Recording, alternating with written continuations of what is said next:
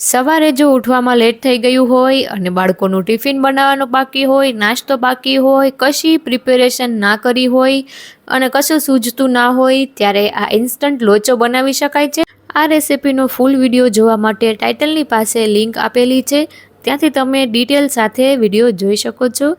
ચણાના લોટની અંદર રવો, દહીં, પાણી એડ કરી 10 મિનિટ સુધી રેસ્ટ આપીશું। ત્યારબાદ આમાં મીઠું, હળદર, હિંગ, થોડું તેલ બધું એડ કરી મિક્સ કરી દેવાનું। જરૂર જણાય એટલો ઈનો એડ કરી દેવાનો અને પ્રી ગ્રીસ કરેલી થાળીની અંદર બેટર નાખી ઢોકળિયા કે સ્ટીમરની અંદર 10 મિનિટ સુધી સ્ટીમ થવા દેવાનું। ગરમ હોય ત્યારે જ તેમાં આપણે મગફળીનું તેલ આપણે સારી રીતે સ્પ્રેડ કરીશું, જેથી એકદમ સરસ શાઇન અને સોફ્ટ આપણો નાસ્તો તૈયાર થશે।